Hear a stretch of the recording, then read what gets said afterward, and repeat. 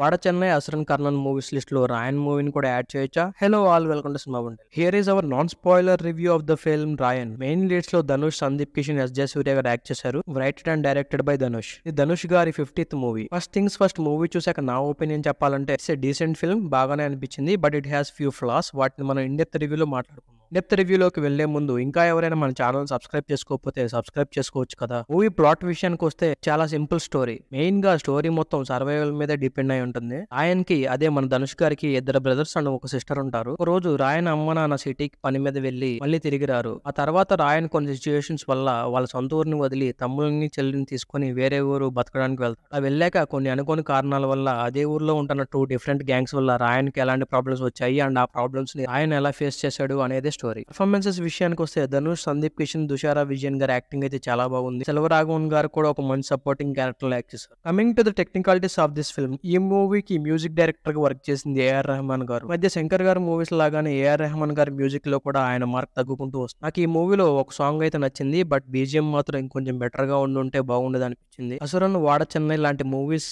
పెద్ద హిట్ అవడానికి one of the main reason BGM. ఆ మూవీస్ లో బీజిఎం ఎలా ఉంటుందో మనకు అందరికి బాగా తెలుసు. అంటే ఈ మూవీలో అది కొంచెం తగ్గినట్టు అనిపించింది. ఇక రామ్ చరణ్ గారి RC-16 మూవీ మ్యూజిక్ ఎలా ఉంటుందో చూడాలి. అండ్ ఈ మూవీకి యాక్షన్ డైరెక్టర్ గా వర్క్ చేసింది పీటర్ హేన్ గారు. ఫైట్ సీన్స్ అయితే చాలా బాగున్నాయి. And finally writer and director Dhanush గారు. స్టోరీ సింపుల్ గా ఉన్న సాలిడ్ గా అనిపించింది, కానీ ఫస్ట్ హాఫ్ లో సందీప్ కిషన్ గారి కొన్ని సీన్స్ అయితే లిటిల్ ఎక్స్ట్రా అనిపించాయి. వాటిని ఇంకొంచెం షార్ట్ చేస్తుంటే బాగుండేది అనిపించింది. బట్ ఆ ప్రీ ఇంటర్వల్ ఫైట్ సీన్ మాత్రం టూ గుడ్ ఉంది. అలాగే సెకండ్ హాఫ్ లో హీరో అండ్ విలన్ కి మధ్య కాంప్రమైజ్ మీటింగ్ జరుగుతుంది. దీని వెంటనే ఒక సాంగ్ లో హీరో విలన్ ఇద్దరు కలిసి డాన్స్ చేస్తారు. అది కొంచెం కన్విన్సింగ్ అనిపించలేదు. టు బి ఫ్రాంక్ చెప్పాలంటే మూవీ అక్కడే కొంచెం డౌన్ అయినట్లుగా అనిపించింది. ఎక్సెప్ట్ దట్ సెకండ్ హాఫ్ కూడా చాలా బాగుంది. So that's it for the review guys. నా రేటింగ్ వచ్చేసి 2.75 అవుట్ ఆఫ్ 5. మూవీ చూసాక మీకు ఎలా అనిపించిందో కామెంట్ సెక్షన్ లో కామెంట్ చేయండి. And one more thing before we end this video, నా వీడియోస్ మోస్ట్లీ లాస్ట్ దాకా పెద్దగా వాచ్ చేయట్లేదు. ఒకవేళ మీరు లాస్ట్ వరకు వాచ్ చేస్తుంటే ఒక లైక్ కొట్టండి, just to see the count. Thank you for watching.